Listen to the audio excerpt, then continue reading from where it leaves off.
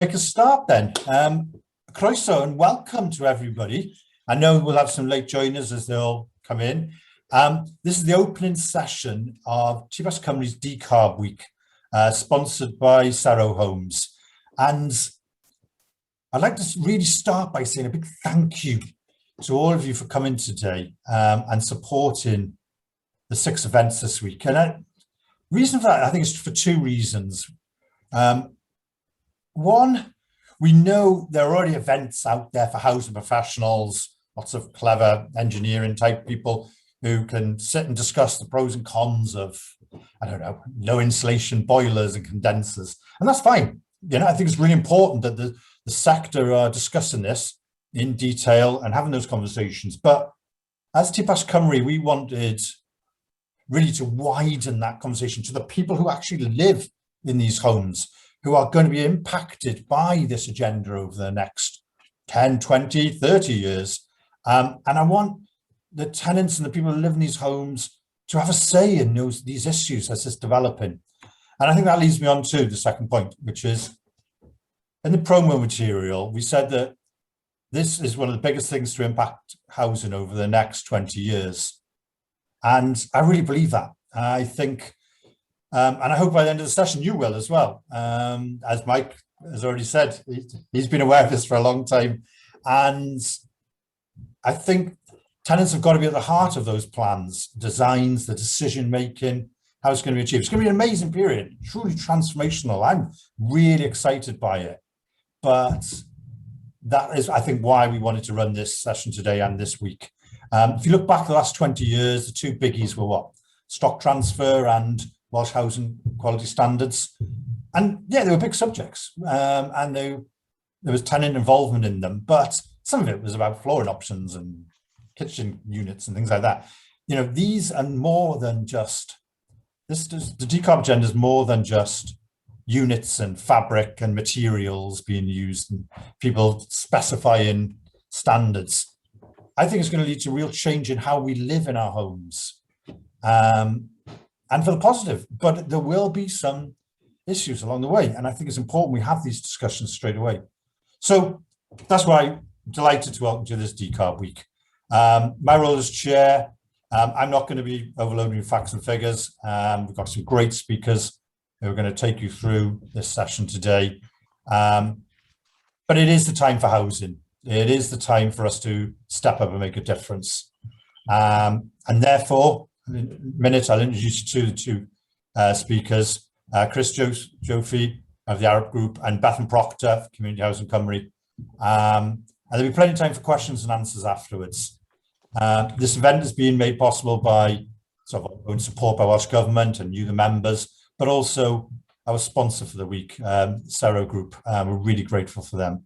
There'll be some questions and answers at the end. And is this it? Is it one-off? I think it's for you to decide whether this is a one-off or an annual event. We will be running some sessions after the next couple of weeks. Cymru recently published a tenant pulse purely on environmental attitudes of tenants. And I know we want to do a session on that. We've got the elections in 2 to 3 weeks' time. That's why the minister was originally hoping to come to this, but because of the elections, we're in that period now where they can't appear. And it also meant certain Welsh Government staff couldn't appear equally. But we do want to know more about your views on this. And I think it's a popular subject. So I hope you enjoy the session. And should we get started? So our first panelist of the day is Chris Jofi. Chris is a consultant at the global engineering company Arup Group. He's also chair of the Welsh Government's advisory group on decarbonisation of existing homes. And that's key. They're the ones who've done a number of work so far. And it was their report, which many of you may have seen, Better Homes, Better Wales, Better Worlds, that was presented to the Welsh Minister back in July 19. And then in September 19, those recommendations were accepted. And now Chris is leading that work to help Welsh Government to initiate a mass programme of decarbonisation. So I think let's hand over to Chris and yeah, welcome Chris to this session. there. Put the Thank you, slides up. David. Is that visible? It's not on slide view yet. Oh dear, it's doing it again. Let's try once more. I'm sorry, everybody. We had this problem before, and it would not cooperate. It's all part of the Zoom bingo, I think, isn't it? It's very hard to know what these things want to do when they want to do them. They seem to have a mind of their own. Okay, there it is again. Not yet. No, that's still not doing it, is it? Ugh. I'm sorry, everybody. We did rehearse this about 20 minutes ago, and it worked then. We'll give it another minute. If not, I'll load the slides from my side and see what happens. Okay, well, let's give it one more go and see what happens. Right, share screen, click on that, share, click on slideshow. Any good? Is that still the same? Yes, unfortunately, yes. Okay, David, could you run it from your end in that case? Yeah. Thank you. I apologize for this.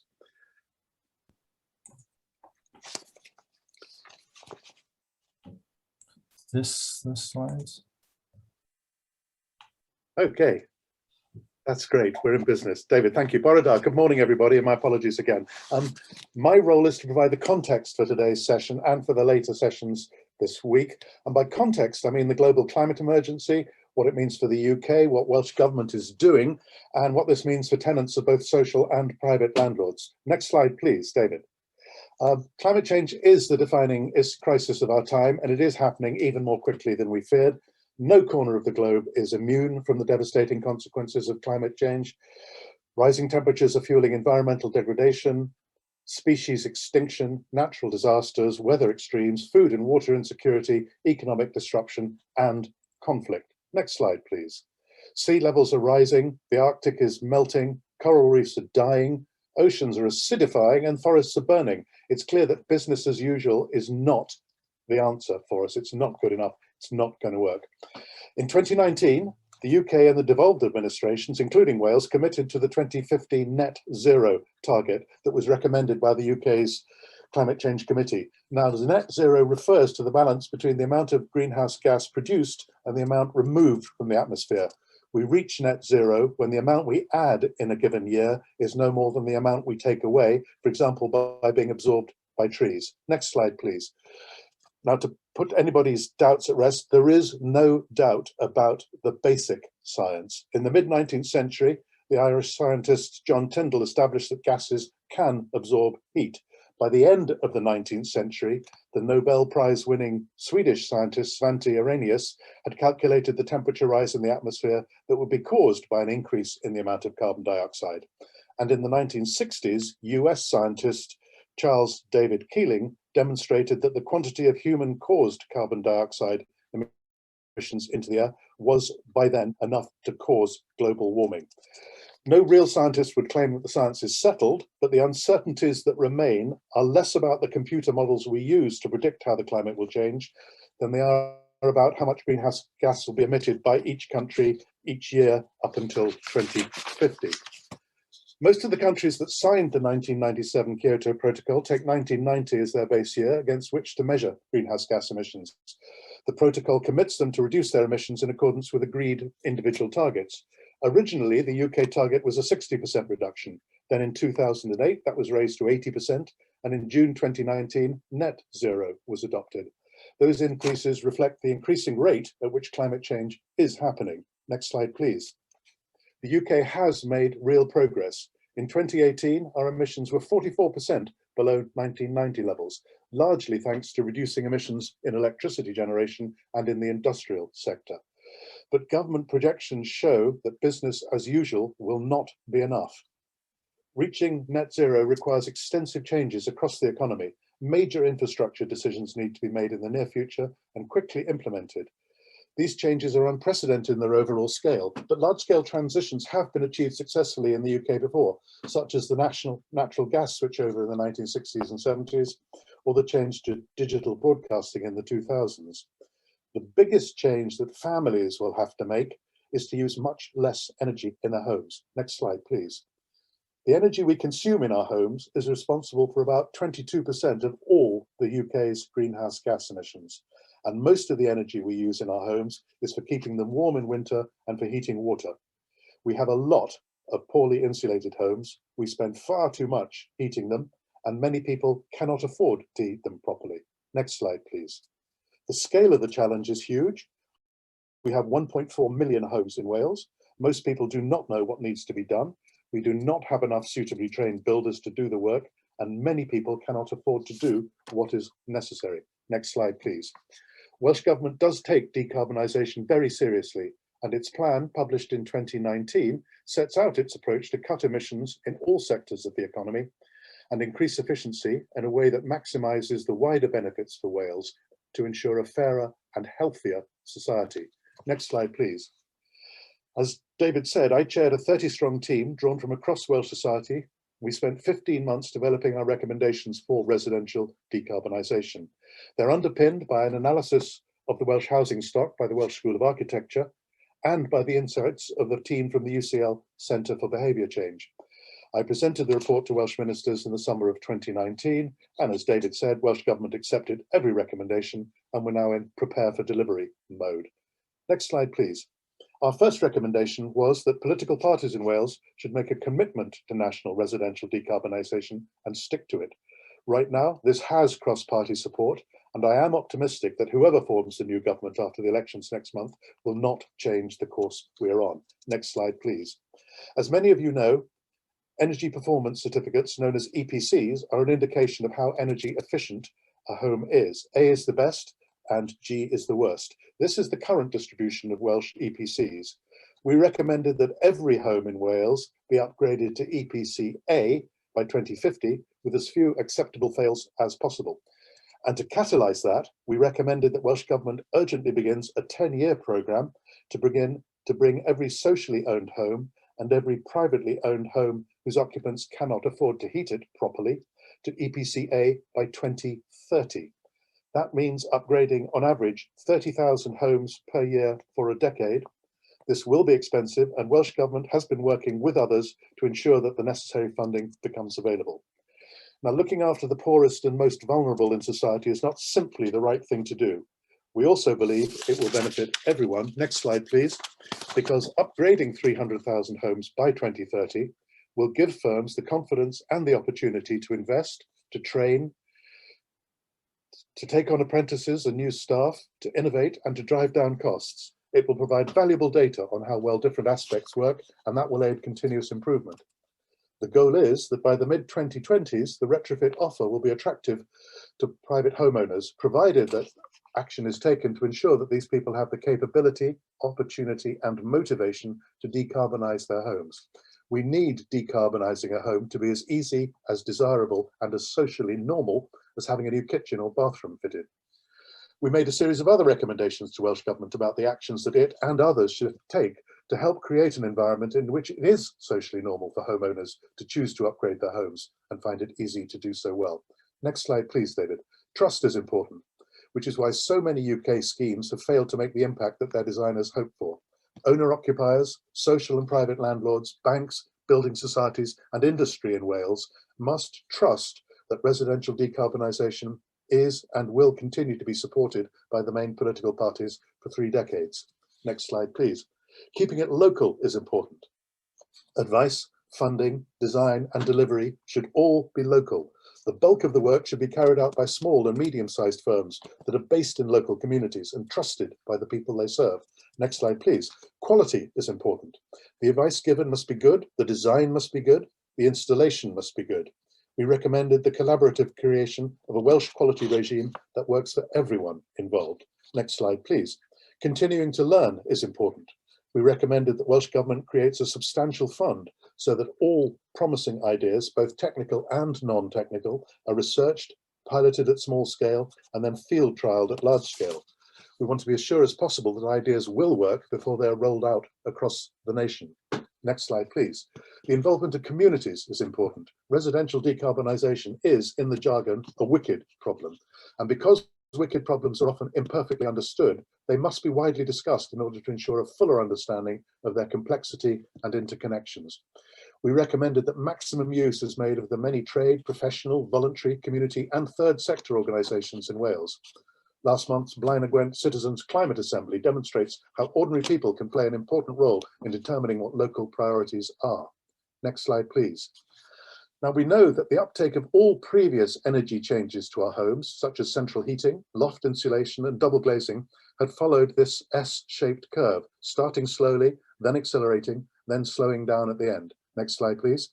And we think that the uptake of improvements to the first 300,000 homes might look like this as well.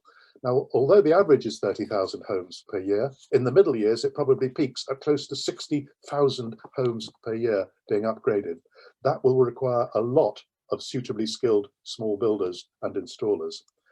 It's not yet widely understood what we must do to our homes. Next slide, please. There's little chance of getting it right until we really understand a home, both how it is built and how its occupants consume energy. Smart meters can be very helpful because they store 13 months worth of energy consumption data, which can be used to provide a baseline energy performance. So if your energy company offers you a smart meter, please say yes. Next slide, please. Fabric first is a phrase we hear a lot these days. It means improving the windows, doors, walls, roof, and possibly floor of a home to reduce wintertime heat loss, making the home cheaper to keep warm. It also means taking care of ventilation so that unwanted moisture is not trapped and so that the home is well ventilated in winter without losing heat. Sometimes it also means reducing summertime overheating with external shading. Next slide, please. Once the demand for winter heating has been minimized, it's time to upgrade the heating system. Whereas up till now, that usually would have meant swapping the boiler for a newer model that burns the same gas or oil, now is the time to consider switching to an all-electric solution that uses heat pumps. Done well, it will both reduce the occupants' energy bills and further reduce greenhouse gas emissions. Next slide, please. Demand management is the next intervention, or it could be carried out at the same time as the heating. This involves installing a battery in the home that stores low-cost, low-carbon, off-peak electricity during the night and uses it to satisfy the home's peak electrical demand, which is usually in the early evening. You might have one battery per home, or you might have a communal battery that serves a group of homes. Next slide, please. And the last thing to do is to install renewables, usually photovoltaic panels, if the roof faces the right way and is not itself shaded. These charge the battery at no cost when the sun is shining. While there are many challenges to be solved so that we successfully decarbonise all our homes, from ensuring that everyone can afford to heat them, to maximising the benefits for Wales that result from the work involved, looming over everything is money. What will it cost? Who pays? And what about people who cannot afford to pay? Next slide, please. Our starting place is the cost estimates prepared by the Welsh School of Architecture. Those were based on data from small, often one-off projects, and we know that we can make big savings thanks to the economies of scale. We also know that we will learn how to streamline all the processes involved: surveying, deciding what is to be done, designing what is to be done, appointing a contractor to do the work, and so on. We're just beginning a series of large-scale field trials, which will give us a good indication of by how much costs can be reduced. But we do know that over the next 30 years, the total costs will be measured in billions of pounds, not millions of pounds. Many groups, starting with Welsh Government, are working hard to find ways to ensure that the necessary funding becomes available. The Office of the Future Generations Commissioner, working with the New Economics Foundation and the Sustainable Design Collective, will publish its thinking later this month. Next slide, please. The benefits of residential decarbonisation will be widespread and profound for the nation, for the public sector, for businesses and for families. For Wales, there will be increased energy security with less reliance on imported oil and gas. Our renewable energy exports to the rest of the UK will grow. Increased economic activity will generate higher tax receipts to pay for improved public services. For the public sector, there will be reduced demand on the NHS and social care and reduced benefit payments because more people will be in employment. For families and businesses, higher employment and higher incomes, physical and mental health benefits, improved learning because children learn better in warm homes, and huge opportunities for Welsh manufacturers and for small and medium-sized Welsh firms to do business here and across the border. The direction set by Welsh Government really does lead the way for the rest of the UK. I know from work I'm doing for UK Government that it is watching very carefully what we're doing here in Wales. Next slide, please. And one thing it is very impressed by, as it should be, is the optimised retrofit programme. Following one of the recommendations of the Better Homes report, Welsh Government is helping to fund a series of large-scale field trials of different approaches to improving the energy efficiency of homes owned by local authorities and housing associations. For the first phase, currently underway, Welsh Government initially provided 9.5 million and then raised that to 19.5 million. Next slide, please. This table summarises the work being undertaken during phase 1 by the 5 successful teams. It was prepared before Welsh Government increased its funding, so in reality, even more homes will be upgraded. Each team is trialling its own approach. The Active Building Centre in Swansea is monitoring and evaluating all the outcomes, not just technical, but social and economic as well. The largest team is the Pathfinder Consortium. Its primary objective is to leave a legacy to help decarbonise homes in Wales and beyond. The project partners between them currently manage more than half of the social homes in Wales, and every Welsh housing association and local authority will have access to the processes, training, frameworks and tools that are being developed. The scale of the collaboration provides opportunities to develop design, survey and management tools, which can be used to accurately determine the right measures, products and timings aligned with the landlord's repair, maintenance, improvement programmes for individual homes. Pathfinder is also developing new labour and material frameworks that aim to create a green economy by upskilling small Welsh builders and installers and Welsh manufacturers. Welsh Government has committed a further 50 million this financial year for phase 2 of the optimised retrofit programme. As well as improving more of their own homes, social landlords will also work on homes owned by private landlords and possibly also some owner-occupied homes. In 2025, the minimum energy efficiency standards regulations will require private landlords to improve the energy efficiency of their properties. And phase 2 is intended to test if it is a good idea for private landlords to be helped by social landlords to meet their legal obligations. Next slide, please. That's enough from me. Diolch yn fawr. Thank you for your attention.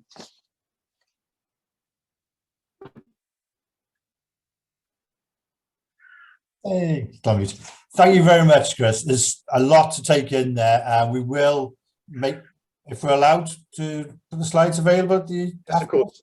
Yeah, thank you. I think there's some really useful facts and figures in there, and some more to read about around the different schemes as well. So thank you so much. And I think that was a great introduction to the week that we've got ahead. Like Wednesday, we're looking at retrofit, you know, Thursday morning, we're looking at new homes. And I think that was part of setting the scene for this week.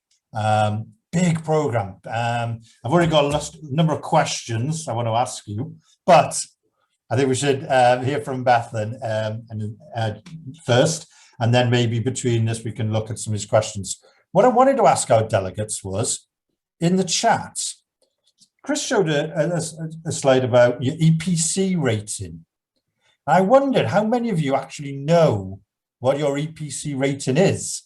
And I wondered if you could put it in the chat, or if you don't know, put, I don't know.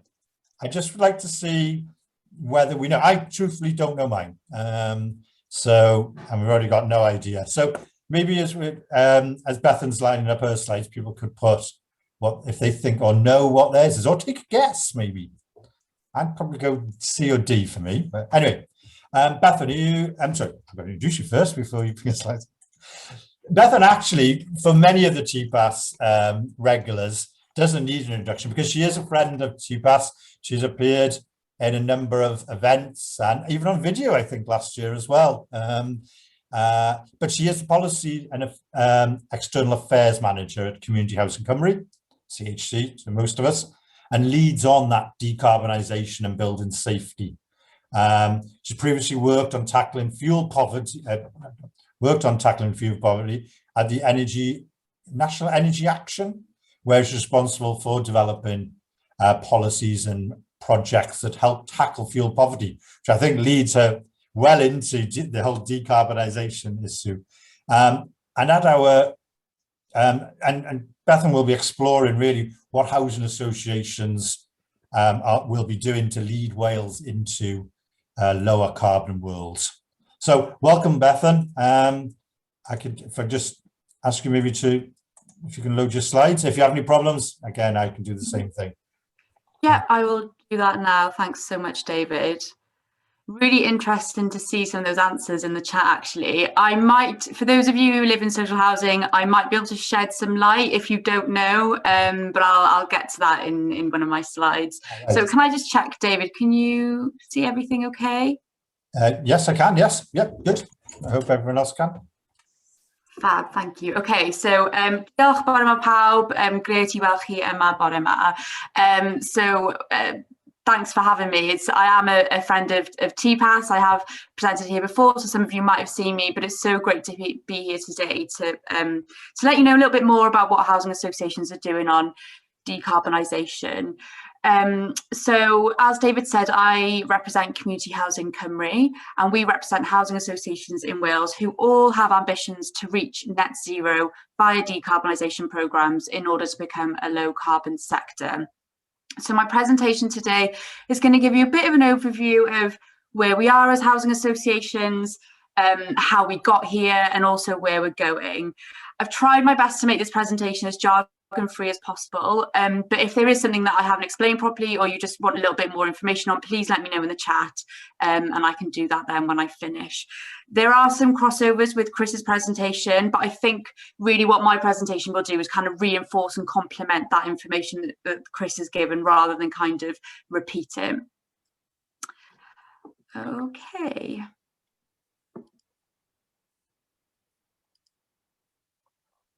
There we go. So climate change has become increasingly urgent priority for politicians and for the public as well. I'm sure you can all have a go at guessing what links these three groups on the screen. So we've got David Attenborough, Greta Thunberg and Extinction Rebellion, who have all not only drawn attention to climate change issues over the past few years, but have really brought climate change issues front and centre. They've helped inform, they've campaigned, and they've been disruptive as well. They've influenced people and they've influenced governments to make changes. It's likely that they contributed to the Welsh Government's decision to declare a climate change emergency in April 2019, of which Wales was the first country in the UK to do so. They stated that climate change threatened Wales's health, economy, infrastructure and natural environment. So, as some background on environment policies in Wales, so the Environment Wales Act 2016 set a target of reducing carbon emissions by at least 80%. And this then was superseded in June 2019 by the decision to adopt the target of reducing emissions by 95%. And then in December 2020, the Welsh Government welcomed the Climate Change Committee's advice to set a net zero target for Wales. So in its advice report, the CCC, or the Climate Change Committee, urged Wales to legislate as soon as possible to reach net zero greenhouse gas emissions by 2050. So the Welsh Government accepted the recommendations carbon reduction targets to 100% net zero. They laid the regulations in the Senedd on the 9th of February and then they published a written statement. These new regulations were discussed at a plenary debate in the Senedd where the target of becoming a net zero country by 2050 was then set in law. Now, what has all this got to do with homes? So homes are responsible for 27% of all energy consumed and 15% of all demand-side greenhouse gas emissions in Wales. There are also 12% of households living in fuel poverty in Wales, which is around 155,000 households. The quality of housing in the social housing sector has been significantly improved during the current WHQS. I'm sure many of you know this already, but that stands for the Welsh Housing Quality Standard, which is a set of standards that all local authorities and housing association homes in Wales must meet. So it states, for example, that homes should be in a good state of repair, they should be safe and secure and adequately heated. So due to this standard, the majority of social homes in Wales are EPC Band C. So that might answer the question that David posed before, but obviously every home will be different. You'd have to check your own EPC certificate, but generally across the social housing sector, the majority are a C.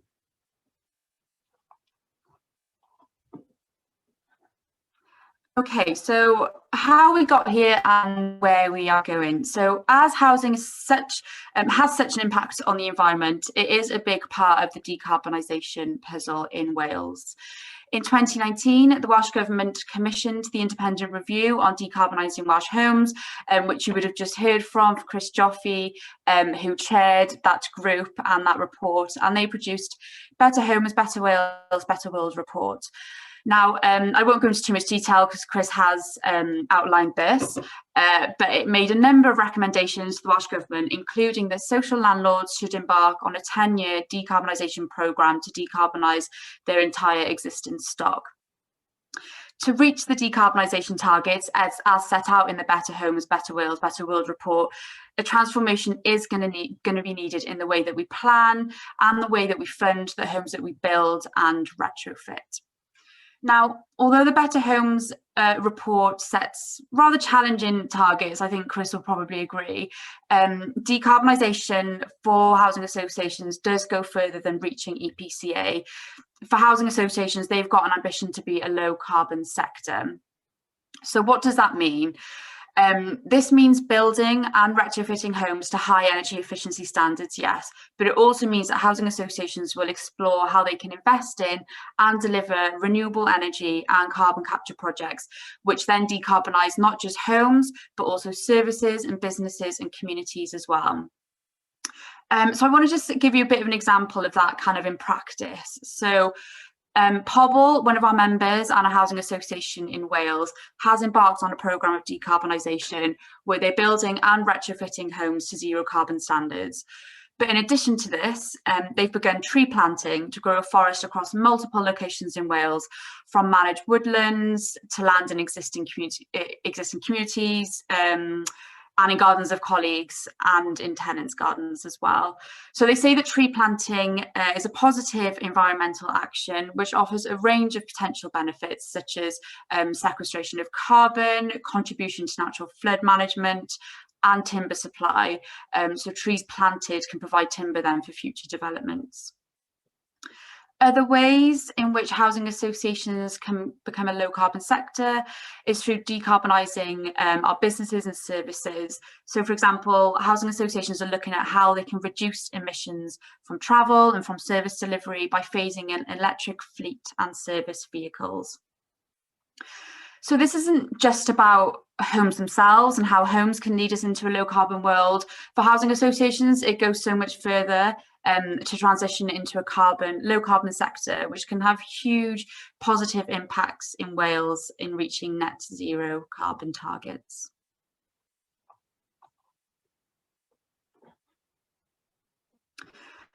So as well as decarbonising homes, services and businesses, decarbonisation has the potential to lead Wales into a green recovery, which will create jobs, establish training opportunities, build supply chains and boost the economy as well.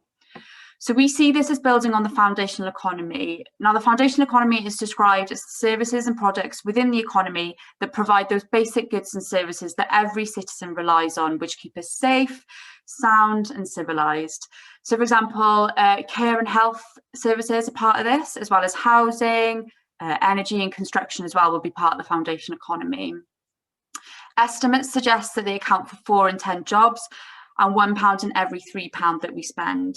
Now, housing associations play a huge part in this foundation economy, and we will play an even bigger part once decarbonisation programmes are underway. So I've got some stats on the screen for you there. This is a piece of research that we undertook last year or the year before, looking into the socio-economic impact of housing associations. And it demonstrates that if we build 75,000 new homes by 2036 and retrofit our existing stock to zero carbon standards, housing associations can support £23.2 billion of economic activity across Wales, create 50,000 jobs in the wider economy, provide 19,000 training and apprenticeship opportunities, and grow to employ a total of 16,000 employees. Now, with the current kind of climate that we're in, with lockdown, with coronavirus, I think these become even more important as we're looking forwards into the green recovery.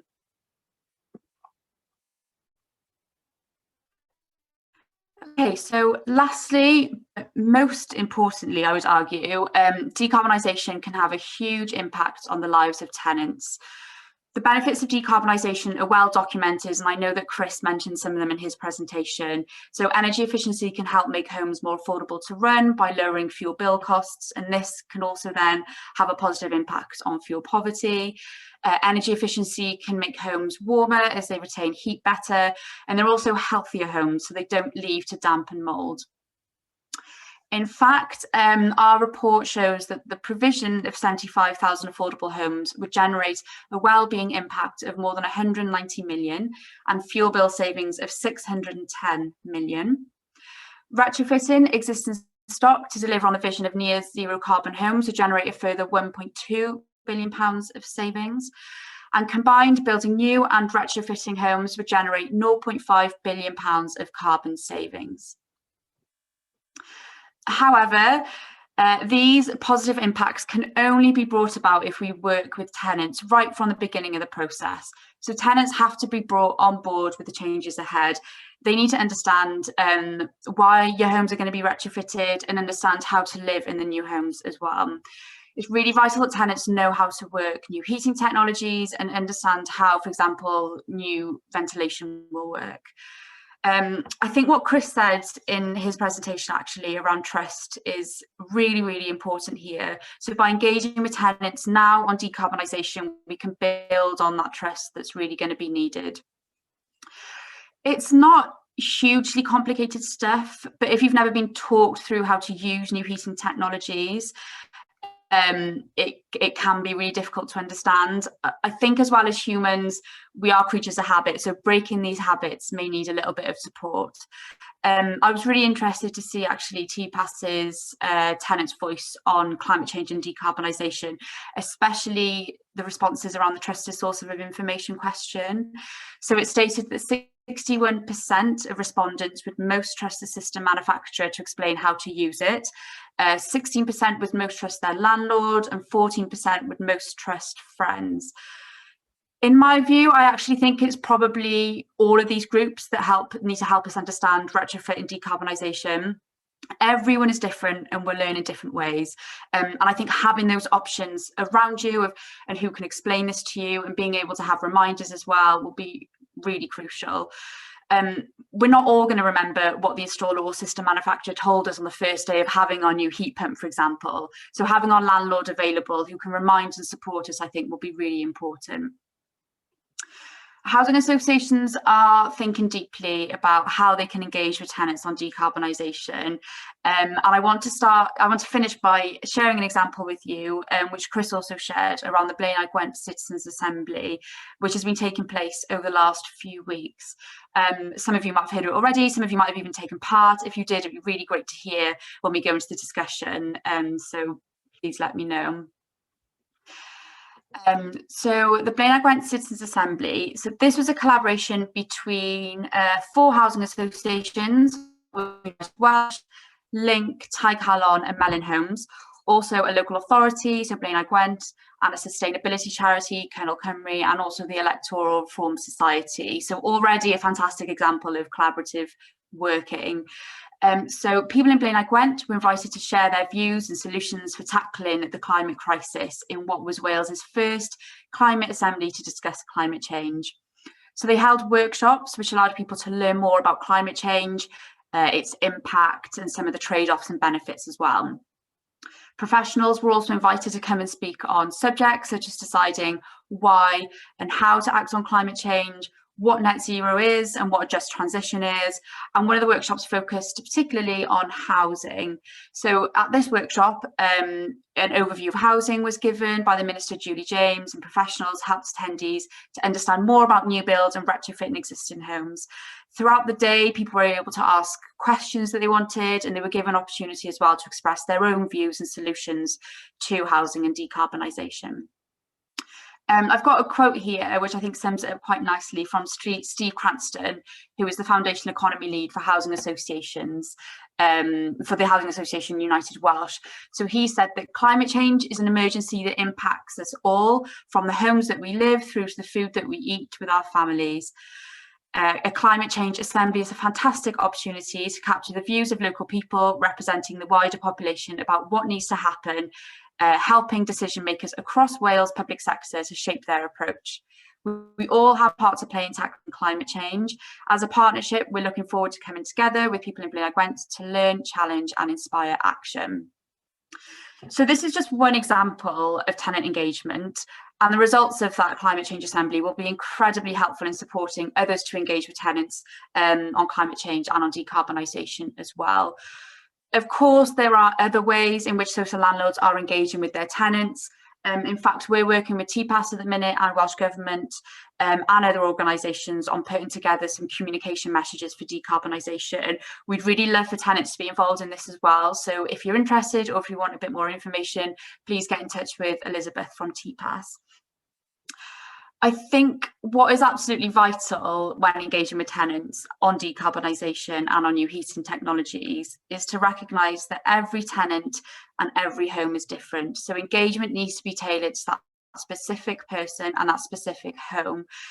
The information given has to be accessible and in a format as well that can be understood, and preferably that support needs to be ongoing as well. It would be really great to hear your views on this, actually, if you had any, on how housing associations and social landlords should be engaging with tenants. If you did have any, please pop them in the chat box. Could be really interesting to chat about that and for me to know a little bit more as well. So that is it from me. Hopefully that gave you a little bit of an overview of what housing associations are doing in leading Wales into a lower carbon world.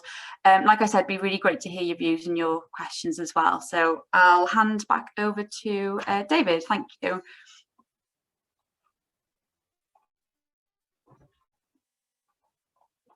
Third time on mute, I think, is it? Third time, yeah. You'd think I'd learn by now. I do enough of these. Right. Thank you, Bethan. And thank you both. I think we've now got a lot of information to take in, and I'd like to start maybe doing some of the questions and answers. If you're going to ask a question, it's a lot easier if you use the Q&A function that's down the bottom there on your screen under Q&A. It's just I can see them easier. With chat, sometimes it goes up. I will try and look in chat if that's all you can see. It's just that obviously the messages get lost a bit in that area. So I wanted, before we start, maybe talk about some of the big subjects. Amanda's asked a question, which was, I think, quite interesting, which was, if we're going to take people off gas, you know, into electric and solar panels and things like that, who's going to be liable for replacing a gas cooker? And it's not something I'd actually really thought about in the discussion so far. I can see Chris has got his hand up straight away. So if I ask you to unmute. Decarbonisation makes no difference here. Whoever owns the gas cooker will, when it dies, have to replace it. And that's true if you're a landlord and you're responsible for it, or if you're an owner-occupier and you're responsible for it. Decarbonisation doesn't change that. At some point, you're going to have to change the cooker, just as you're going to have to change the boiler. Absolutely. And so things like boilers, will there be do we know, will there be a time when they just can't be installed anymore? We did this light bulbs, didn't we, at one point? We just had a cut-off point for certain types of light bulbs. I think there's a cut-off point for installing them in new homes, and that's a way off. My view is that you keep the boiler until it needs to be replaced, gas or oil, and then at that time you switch over to what looks best then, which will probably be a heat pump. Yeah. So I don't know, Bethan, we talk about this tenant engagement and communications, and I thought it was interesting you mentioned the TPAS report, because for me, I get my advice often from the internet or YouTube.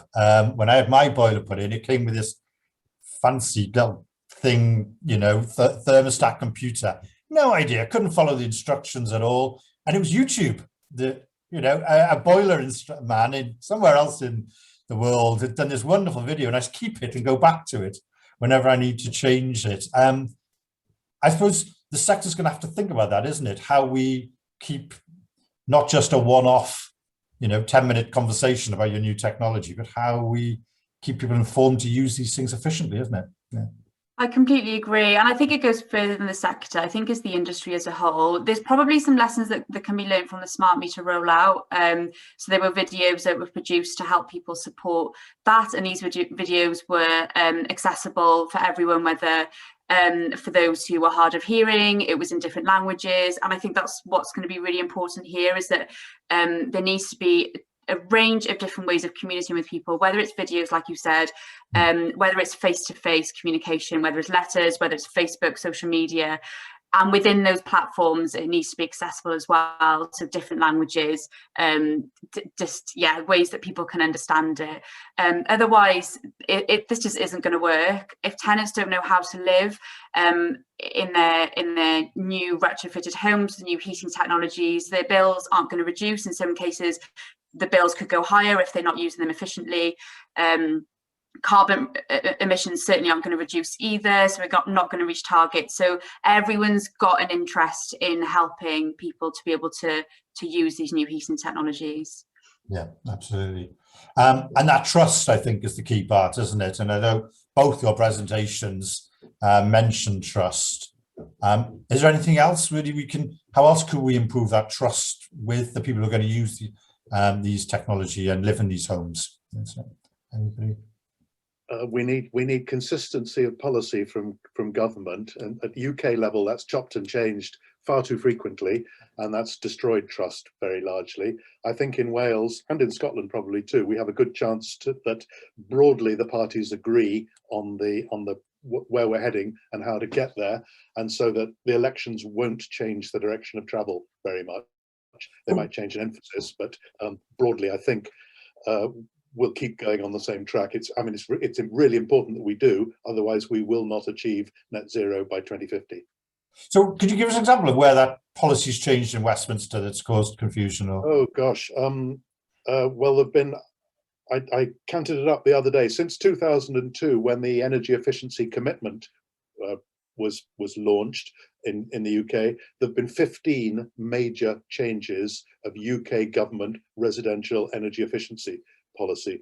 We've just seen the Green Homes Grant in England launched just before Christmas and cancelled just after Christmas. Those with longer memories will remember the Green Deal, which was launched with great fanfare and then crashed and burnt a couple of years later. And it goes on and on and on. There've been numerous examples of that.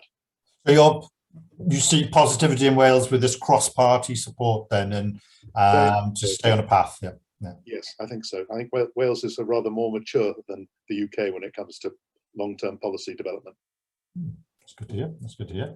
Right, sorry, I better keep looking at some of these questions here. So Alan has asked, dear Chris, how many of your committee of the 30 were housing tenants? This was an expert panel though, was it? Was it a technical panel? It wasn't a technical panel. It was people from all walks of society. I don't know how many were housing tenants. There were people from the staff of housing associations, and some of them may have been tenants, but I don't know. We did not check that. But I think, Bethan, as you were saying with the People's Assembly, the Blaen y Gwent Assembly, there'll be new opportunities for people to have their say, won't there? And I know TPAS are thinking about how we can fit in that to avoid duplication, but give tenants a say in this. Yeah. They absolutely will be, and there's more that's going on. The Citizens Assembly of Blaen y Gwent, that was kind of one example. Sarah Homes, for example, are working on the optimised retrofit programme with 26 housing associations and one local authority, and they're as well putting together a tenant engagement pack. So there'll be lots of work around that and lots of learnings as well. We at CHC and jointly with Canol Cymru have got a tenant engagement community of practice. So we've got housing associations together to share information, share experiences, to learn how we can move forward with this and how we can best engage with tenants. We're also exploring some work with Citizens Cymru, who are community organisers. So there's a range going on, and I think there needs to be that range because, like I said in my presentation, every tenant and every home is different. So we need to have different ways to communicate with people in the way that will best effectively, that best kind of resonate with them. Yeah. Okay. Good. And I think I'd say we'll see more of this, and this is why we wanted to run this week, to raise awareness. So I think it's important that tenants who are with their landlord are asking these questions. How are they going to have their say with their landlord decision making? And talking of decision making, Elizabeth's asked in the questions, social housing landlords are still building homes right now and putting gas boilers in. I guess someone would say, why are they still doing that if they know they have a finite life? Anybody got a view on that? So. I think you better ask them. Yeah, yeah. For me, I think there's an element of the skills, and it's still cheaper at this moment. I tried to get an electric boiler before Christmas when my gas boiler came to an end, and it was quite hard to find anybody in my area who even would have a conversation about trying to fit a more energy efficient boiler. And I guess that goes into that skills, local businesses. I wrote that down quite early on in Chris's presentation about how we're going to engage, the current people in the trades in terms of upskilling and learning these new ways of fitting new boilers and new technology. I'm guessing that's a subject in its own right, so I'd like to learn more of. But does any of you got any comments at the moment on how we're going to, the electricians, the plumbers, the maintenance people who live in our communities, how are they going to find out about this? Well, the people engaged in training in Welsh Government and the Construction Industry Training Board and all sorts of others are working hard at, first of all, trying to establish what skills will be needed in what numbers where, and then to make sure that the training colleges do provide the necessary training. Heat pumps, I know they're new to us as heating devices in homes, but the technology we've been employing in our homes in fridges for the last 100 years, and it's not rocket science technology. So I don't think it's going to be hard to bring people up to speed with that. What we do need to do is drive the costs down. Heat pumps on the mainland of Europe are a whole lot cheaper than they are in the UK at the moment, and that's partly because the demand is not high here. But there's great opportunities for Wales, A, to make them, and then B, to install them at the scale which helps to bring the prices right down. It's that scale, isn't it? And George Lockett said in the comments here, he's had a number of things done, solar panels, insulation, but I think what he's missing is the underfloor. And I certainly, it's something that my home would benefit greatly from, that underfloor insulation. A great improvement, but it's again tricky to find somebody who would do that type of work for me. But I guess the Housing Association has got a chance to work with partners and subcontractors and local businesses to be the pioneers of this work, which they can then go out and deliver in the community, isn't it? Yeah. Okay, I'm sorry, just have a look through the questions. Anybody want to say anything, you two, while I just quick look through? I wanted to, I think it was Sharon's question right at the beginning. I think it's gone now. There was something around how the most vulnerable in society shouldn't have to pay for this. So I just wanted to kind of pick up on that point. I think it is really vital that those on the lowest incomes and the most vulnerable in society aren't the ones who kind of foot the bill for climate change. So climate change policies should be paid for proportionately. And as we know, it's those on the lowest incomes in society who often contribute least to carbon emissions. So they're often the tenants who use the least energy in their homes. Those in fuel poverty, in fact, don't turn their heating on at all. Less likely to use aeroplanes, less likely to have cars, for example. So we as CHC believe that the government, so both the UK and the Welsh governments, have a role and responsibility to support and provide funding for decarbonisation. In our manifesto, we are calling for a long-term stimulus package from a mix of both private and public backing to fund the retrofit of existing homes. And how we see it is that this isn't a cost, it's an investment. So the return on investment would create jobs, support SMEs and boost the economy as well. So I just wanted to get... No, it's good, it's good. And I think that's the point, isn't it? So I'm going to take a slight sidetrack now. I noticed Sarah Thomas's question, and she asked about, we're meant to be keeping our homes warm and insulated, but what about ventilation? Extractor fans extract moisture, but they also extract the heat out of there. And I know probably you got clever answers, you two, but I went down to Wales and West just before Christmas, before that lockdown, where they were building new innovative homes in Bridgend. And they had a heat source system that was taking that moisture, taking the smells out of the kitchen and all the grease, but keeping the heat and reusing it in there. It was truly amazing to see. But it was at build stage, and I couldn't go back because of lockdown when the tenants moved in to see it. But I think we've got them coming on Thursday morning where they'll talk about this. But the technology was promising some really clever stuff, rather than let's open the window and let all the moisture out, but also all the heat out of the building. Is there anything else you want to add to that, or have I just sort of stolen the answer? No, not at all. But if you go to the Q&A, George Lockett has provided a very comprehensive answer to the question about ventilation. All right.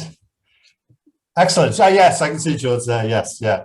I think just picking up on that as well, technology these days can be absolutely amazing, and it's moved on so much, but it's just coming back to that tenant engagement again. It doesn't matter how good or bad the technology is, a tenant or the person living in that property needs to know how to use that technology, and I think that's probably one of the most important things in helping this to work. And I think that's something for us as TPAS. We've been thinking about this. If we run this again, I'd like this to be an annual event, Decarb Week, is bringing in those tenant experiences as they are living in these homes, whether they're new homes like we saw in Wales and West, or whether they're retrofit homes that have been part of the testing. I think bringing these tenant experiences in, I think is going to be important to hit these targets and increase that engagement. Right, let's have a look. Was there anything in the chat section? No, I'm just looking. Oh, Chris, could you just mention, you mentioned something in your section, and I was going to Google it afterwards. I think I know what it is. You talked about it being a wicked problem, and I just wondered whether our audience would know what that was. I think I understand what it is, but yeah. That puts me on the spot. It's one of those problems where there is no clear way to finding an answer. Many social problems are like that. They have so many ramifications, so many interconnections and interdependencies and linkages to other issues, that all you can do is try something, watch very carefully what happens, and then adjust as you go. Another characteristic of wicked problems is they probably never ever get solved completely. You can get close to complete solution, but you can't ever quite finish it. They're just immensely difficult social problems. Okay, that would make some sense. Sorry, I'm just going to look at the chat now, because Elizabeth in the background just said she wanted to flag some questions for me, but I can't see them. So Mike had also asked, I know you answered it in the question, Chris, about the financing, but I think it's fair to say this is going, like you said, it's going to be multiple sources, isn't there, of funding, some mixture of government grants. There's going to be some savings. It's an interesting one because about 2 years ago, TPAS ran an event where we did some testing. Would you pay more rent in order to reduce your electricity, your energy bills? And actually the vote went against that. I was really hoping we could see that trade-off, which is maybe a little bit more in rent, but in terms of bringing down your energy costs. But there was that fear of, will it actually come true? Will you really see the savings? And I think that's that trust issue, isn't it? We've seen it before. Yeah. You're dead right. There's trust there. There's also using the technology to keep everybody honest, if you will. There are now projects being planned which will monitor very carefully what the before and after energy consumption is in a home, probably at 15-minute intervals, and the software is being developed to say, yes, that thing that was done to the home actually did generate this saving when you take account of the change in the weather and everything else that has to be taken account of. So techniques are being developed to identify actually what the real savings on the energy bill are. Only then will we know if there is a sufficient saving for any of it to be clawed back by the landlord. I mean, the the principle should be that the tenant gets the lion's share of it every time, because they're the ones who really need it. But the landlords are limited in what they can borrow in addition to what they're borrowing already to pay for the work to improve the homes. So if it's possible, I mean, for God's sake, don't hold me to the numbers, but here's an example. Supposing it can be shown that on average, tenants save £250 a year off their energy bills, it might be acceptable for the landlord to take 100 of that and use that for increased borrowing to do things to homes in the future. But it has to be rock solid demonstrated that those savings are real, and the tenant has to see most of them. And not all tenants should have to give up anything at all, because they are so strapped for cash that they need all the savings. So there's all sorts of wrinkles to be worked through, but the principle that the savings can be fairly shared is one that needs to be explored, I think, because it allows the landlords to borrow more money to do more to improve the homes.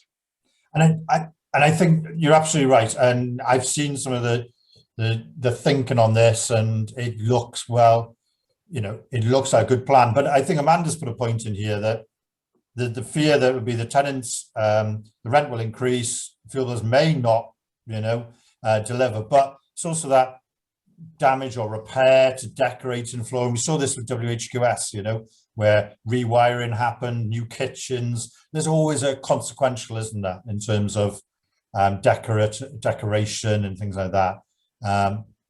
That could be at the tenant's expense, or upgrading things like cookers and fireplaces and stuff. So it's going to be an interesting debate, and I think that's why tenants need to be part of this conversation, isn't it? Yeah. Absolutely, but I can't emphasize enough how, I hope Bethan will back me on this, that social landlords, many of them have borrowed to the limit of what they are allowed to borrow for the work they are already doing to homes. And now we're requiring them to do a lot more work to homes.